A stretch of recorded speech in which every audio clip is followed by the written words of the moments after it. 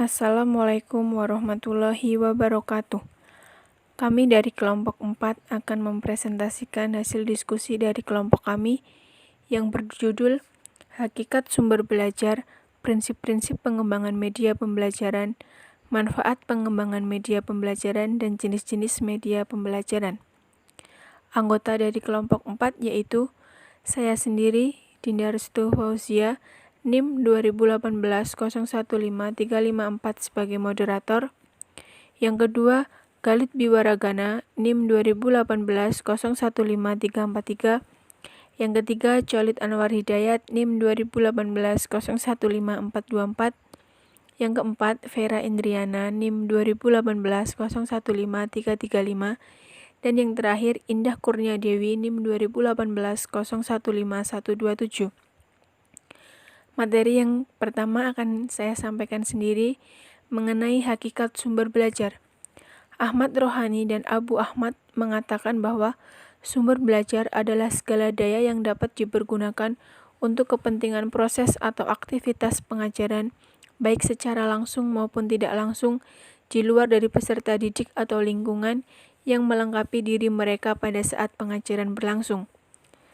C.C. Wijaya dan A.Tab Rani Rusyah berpendapat bahwa sumber belajar adalah lingkungan yang dapat dimanfaatkan oleh sekolah sebagai sumber pengetahuan, dapat berupa manusia atau bukan manusia.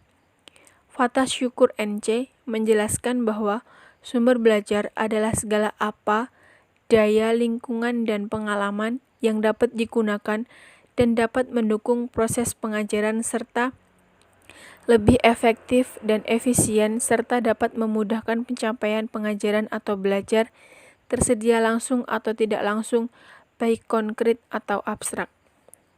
Materi yang selanjutnya akan disampaikan oleh Mbak Vera.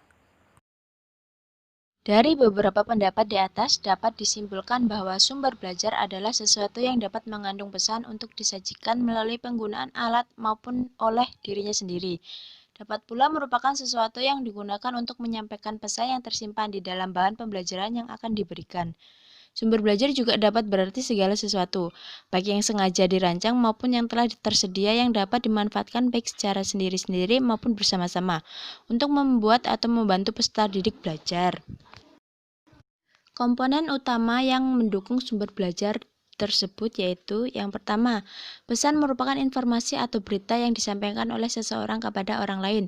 Bahan pembelajaran yang mengandung pesan yang harus diajarkan kepada siswa. Kedua, komponen orang atau manusia yang berperan sebagai pencari, penyimpan, pengolah, dan penyaji pesan, baik guru, siswa, pustakawan, dan sebagainya.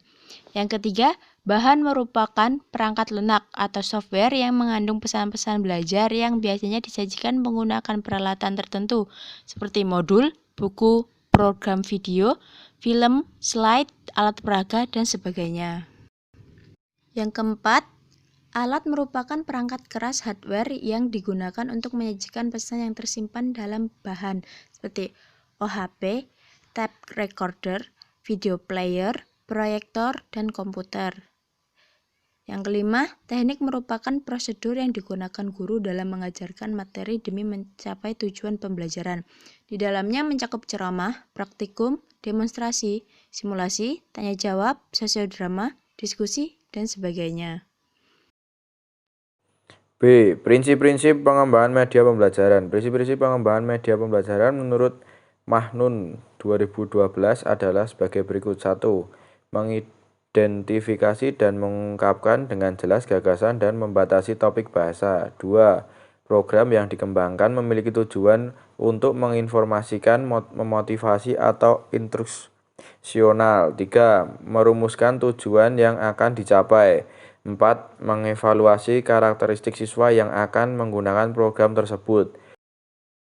5. Menyiapkan kerangka, outline, isi pelajaran. 6. Mempertimbangkan bahwa media apa saja yang paling sesuai untuk mencapai tujuan. 7. Membuat storyboard untuk paket pelajaran. 8. Menyiapkan naskah untuk frame per frame untuk dijadikan penuntun pada saat mengambil gambar. Selanjutnya, manfaat pengembangan media pembelajaran. Secara umum, Media pendidikan mempunyai manfaat sebagai berikut. Yang pertama, media dapat memperjelas penyajian pesan agar tidak terlalu bersifat verbalistis. Yang kedua, media dapat mengatasi keterbatasan ruang, waktu, dan daya indera. Yang ketiga, dengan menggunakan media pendidikan secara tepat dan bervariasi dapat diatasi sikap pasif siswa. Dengan demikian, media berguna untuk menimbulkan kegairahan belajar, memungkinkan interaksi yang langsung antara siswa, lingkungan, dan kenyataan, serta memungkinkan siswa belajar sendiri-sendiri menurut kemampuan dan minatnya. Yang keempat, dengan adanya unsur keunikan pada diri siswa, guru dapat menggunakan media untuk memberikan perangsang yang sama, menyamakan pengalaman, dan menyamakan persepsi. Kemudian ada jenis-jenis media pembelajaran. Yang pertama, media grafis. Media grafis termasuk media visual. Media ini berfungsi menyalurkan pesan dari sumber ke penerima pesan. Jenis media yang termasuk ke dalam grafis adalah media gambar, sketsa, diagram atau skema, bagan, grafik, kartun, poster, peta dan globe, serta papan flanel. Yang kedua, media audio. Media audio adalah media yang penggunaannya menekankan pada aspek pendengaran. Jenis-jenis media audio yaitu yang pertama, radio. Radio adalah alat elektronik yang dapat digunakan untuk mendengarkan berita yang bagus, dijadikan media pembelajaran. Yang kedua, alat perekam pita magnetik atau tape recorder. Alat perekam pita magnetik atau tape recorder merupakan salah satu media yang tidak dapat diabaikan untuk menyampaikan informasi karena penggunaannya sangat mudah. Yang C, laboratorium bahasa. Laboratorium bahasa adalah alat untuk melatih siswa mendengar dan berbicara dalam bahasa asing dengan cara menyajikan mata pelajaran yang disiapkan sebelumnya. Media yang dapat dipakai adalah alat perekam.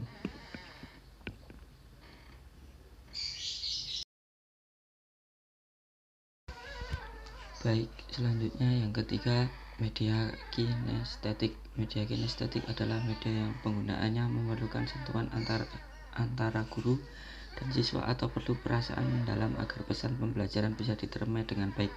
Jenis media kinestetik yaitu dramatisasi, demonstrasi, permainan dan simulasi, karya wisata, perkembangan sekolah, survei masyarakat.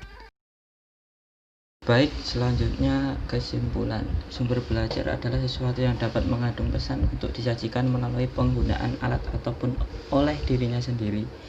Dapat pula merupakan sesuatu yang digunakan untuk menyampaikan pesan yang tersimpan di dalam bahan pembelajaran yang akan diberikan.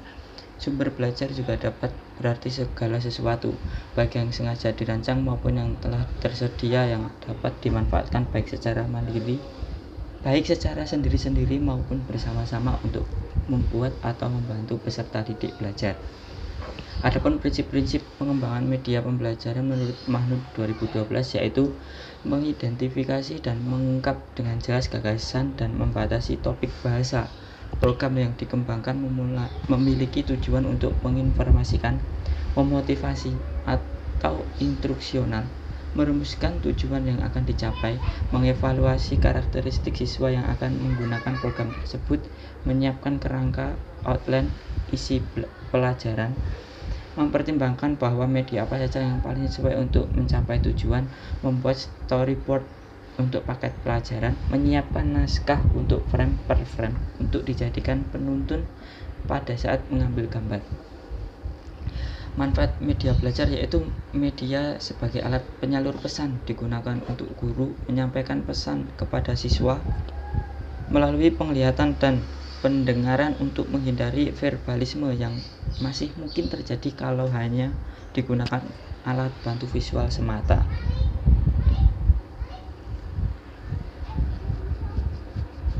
Daftar Pustaka Ahmad Rohani dan Abu Ahmadi 1991 dalam buku Pengelolaan Pengajaran Jakarta Rineka Cipta. Ahna Manual Hubungan Media Pembelajaran dan Sumber Belajar terhadap hasil belajar IPS siswa kelas 5 SD Gajah Mada Kota Semarang. Jurnal Skripsi 2017 halaman 13 sampai 17. C.C. Wijaya dan A. Tabrani Rusyah 1994 Kemampuan Dasar Guru dalam Proses Belajar Mengajar Bandung Rosda Karya Kata Syukur NC 2005 Teknologi Pendidikan Semarang Rasail H. Abdul Hafid dalam buku Sumber dan Media Pembelajaran Sulesena 6 nomor 2 tahun 2011 halaman 70. Nana Sujana dan Ahmad Rifai 1989 dalam buku Teknologi Pengajaran Bandung Sinar Baru. Nuhun Mahnun 2012 Media Pembelajaran Kajian terhadap langkah-langkah pemilihan media dan implementasinya dalam pembelajaran Jurnal Pemikiran Islam volume 37 nomor 1 Oktober 2020 halaman 29. Umar Hamalik 1994 Media Pendidikan Bandung Citra Aditya Bakri N. Sastro Miharjo Andoyo dalam buku Media dan Sumber Pembelajaran Jurnal Artikel 2008 3-11. Supriyati Ningrum Jamil Strategi Pembelajaran Teori dan Aplikasi Jakarta AR Rus Media 2013. Baik, itu tadi presentasi dari kelompok kami. Apabila dari teman-teman ada yang ingin bertanya, kami membuka 2 sesi. Sesi yang pertama terdiri dari 5 penanya, sesi yang kedua terdiri dari 5 penanya. Sekian presentasi dari kelompok kami. Saya sebagai moderator mohon maaf apabila ada perkataan yang kurang baik dan kurang sopan kepada teman-teman. Terima kasih atas perhatian teman-teman. Sekian dari saya. Wassalamualaikum warahmatullahi wabarakatuh. Salam.